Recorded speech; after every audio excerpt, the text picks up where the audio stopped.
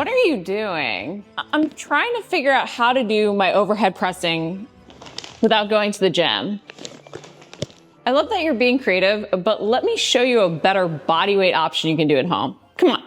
When we train at home or when we travel without access to equipment, it can feel like there are some body parts that are hard to hit and exercises that are hard to replicate, but we can get in a killer workout no matter what. That's why I wanted to share a great replacement exercise for the overhead press if you want to target your shoulders without any weights. That move is the pike push-up. However, this push-up variation is much harder than we realize, and you don't want to, well, drop yourself on your head. Please regress to progress and make sure you build up to this deceptively hard yet simple move. To help you build up, I'm gonna share some form tips to help you implement this move correctly, but also an amazing modification. Because with the pike push-up, you can mimic that vertical press to work not only your shoulders, but also your triceps and core. The key is actually performing this push-up variation though, as the vertical press. First, let's break down the form on the full pike push-up. If you wanna get the vertical pressing benefits of this push-up variation, you've got to make sure you're actually performing a vertical press. It's easy to let this move become more of a horizontal press as you fatigue. But the more you start to let yourself drift into more of a traditional push-up position, the less you're going to emphasize your shoulders and triceps,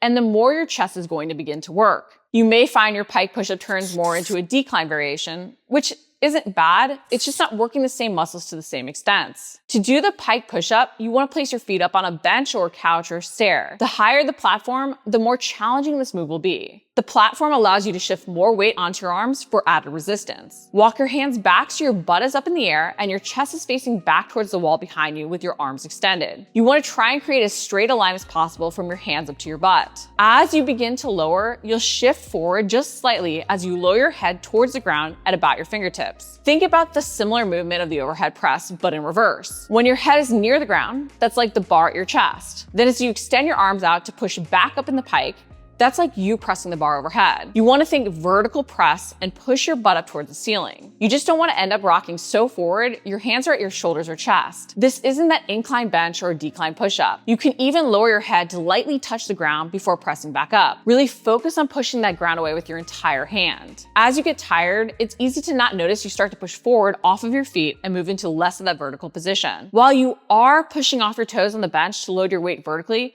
you want to push your butt up towards the ceiling, not rock back and forth. If you notice as you fatigue your hands creeping out from the platform or your butt sinking, pause and reset or even modify. This seems simple, but it's much harder than it looks. That's why you may even want to start first off the ground from a more downward dog position, doing the downward dog pike push-up. With this variation, your feet will be on the ground and you'll set up almost as if you're doing the downward dog. But even off the ground, you have room to modify more or less. The more forward you walk your feet, the more challenging the move will get. You want to even shift your weight a bit forward onto your hands if possible to make it harder. You then want to maintain that nice straight line from your hands on the ground up your spine to your butt as you lower your head between your fingertips, then press the ground away to extend your arms straight back out. Just be conscious you don't rock forward and drop your butt, or you'll end up turning this into more of a regular push-up. You want to focus on those triceps and shoulders and feel like you're pushing your butt up in the air. If you film yourself doing this, you want to still see an angled press with your arms in line with your body and your spine as you extend out. Visualizing that barbell or dumbbell press can help. You can walk your feet closer to your hands and really push up onto your toes before then moving your feet to a low incline to progress. If you're struggling to control the more downward dog position though,